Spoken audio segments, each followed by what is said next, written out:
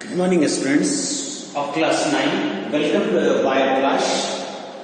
In previous class, we have studied about the different types of disease and that are based on different factors.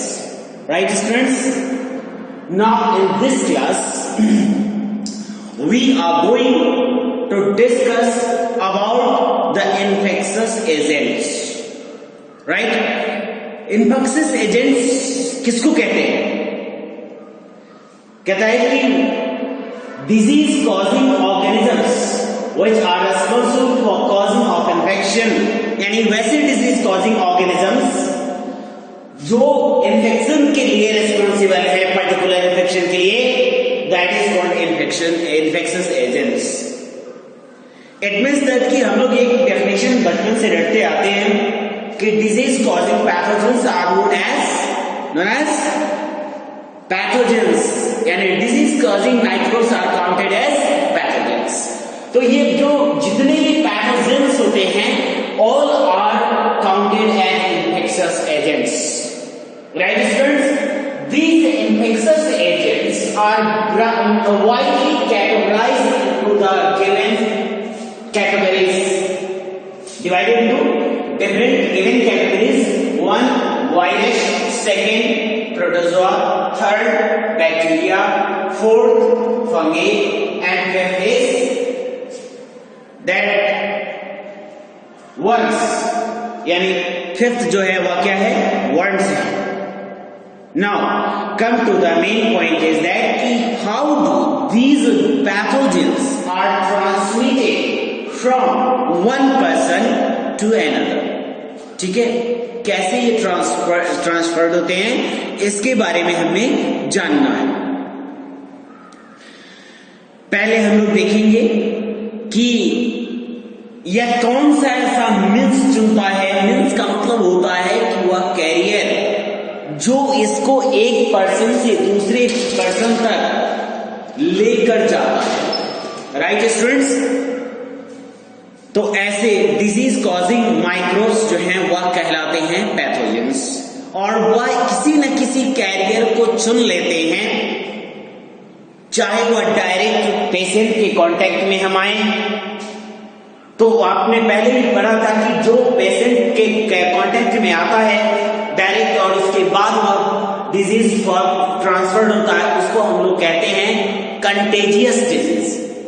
और अगर हम direct contact में ना आए फिर भी हमें डिजीज हो जाए और वह इन्फेक्शियस डिजीज हो तो कैसे हम तक पहुंचा, हमें इस बारे में जानना है. तो उसके लिए कोई ना कोई मीन्स ऑफ ट्रांसपोर्ट वह चुनता है, और जिस भी मीन्स को एज अ ट्रांसपोर्ट चुनता है for travelling, for carrying, for moving from one place to another, from one person to another, that is counted as means of spread of infection. Means of spread of infection. Right? Now, the next is that कि disease जो है इसमें according to the means of transport, the means of carrying from person to person, these are broadly divided into 5 types. Right? Means of spread के according इसको कितने types में divide किया गया? 5 टाइप्स में. फर्स्ट इज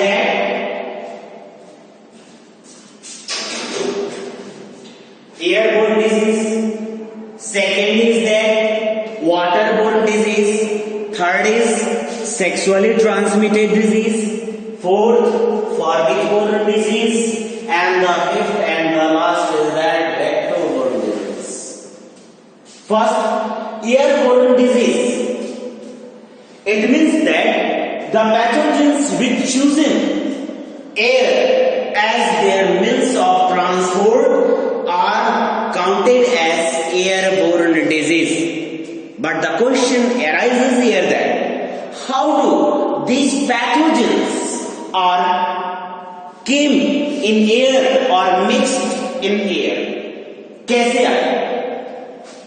कहता है कि if the patient coughing, sneezing or releasing of their fecal matter in the open surrounding, open environment, then the pathogens of that particular disease can easily be invaded in mixed in air, and the air is responsible to carry that pathogens from one person to another.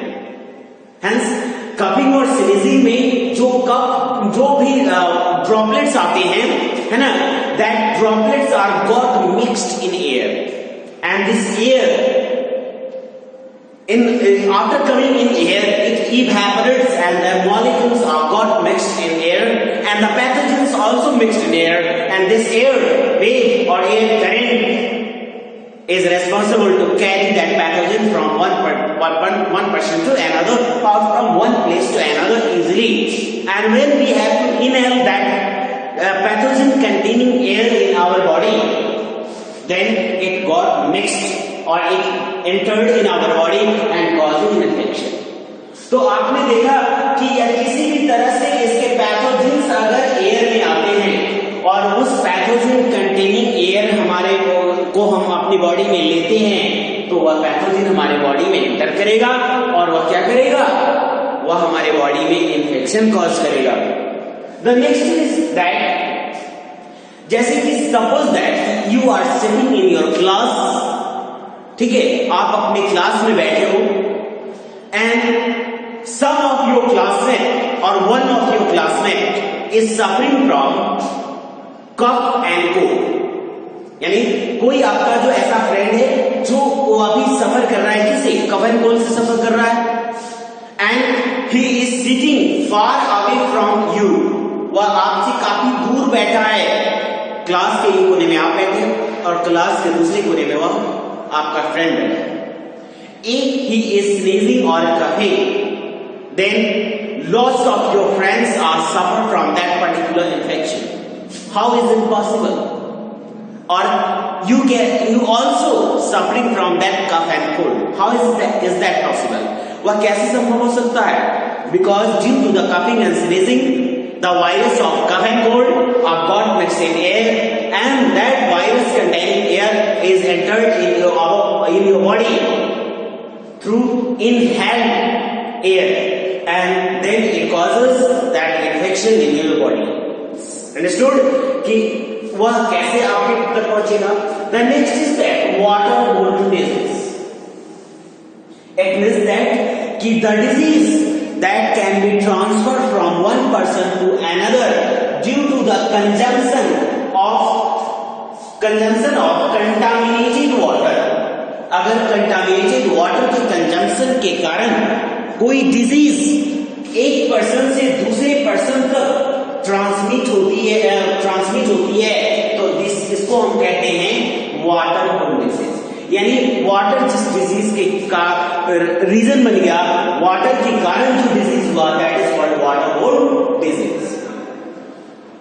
Here is also question arises that how do these pathogens are got mixed in water? If a patient release their fecal matter in open environment and the rainwater washes away that fecal matter into the water bodies, then the pathogens are got mixed in water bodies. And if that contaminated, then the particular water becomes contaminated, and a healthy person consume that contaminated water, then the person also suffering from that particular infection. And some other type of disease counted as worms and protozoans also are surviving in that particular water. If we don't have to filtrate that particular contaminated water and have to consume, then we are consuming not only water, but we are consuming the particular pathogen containing water, contaminated water, and then the pathogen invade or enter in our body, and we are causing infection, and we are suffering from disease. Hence, the total conclusion is that if the disease is caused due to the consumption of contaminated water, then that is counted as waterborne disease. As for example, a person is suffering from diarrhea, if the diarrhea is trying to become epidemic, then the government has announced that all persons must have to consume boiled water or chlorinated water or ozonized water. Why? Because the disease easily transferred from person to person due to the consumption of that contaminated water. The next is that sexually transmitted disease. That is also the short form of this disease is called STD. Sexually transmitted disease. How this disease transferred from person to person? These diseases are transferred from person to person due to the unprotected sexual contact. यानी unprotected अगर sexual contact करता है कोई person, कोई healthy person किसी infected person के साथ, तो यह डिजीज जो है वह एक पर्सन से दूसरे पर्सन तक उसके थ्रू अगर फैलता है तो उस तरह के डिजीज को हम लोग एसटीडी कहते हैं, यानी सेक्सुअली ट्रांसमिटेड डिजीज कहते हैं। यह जैसे इसमें एड्स है, गोनोरिया है, सिफिलिस है, these are the STDs, these are counted as sexually transmitted disease, right? And the next is that formicable disease. हम formicable disease किसको कहते हैं?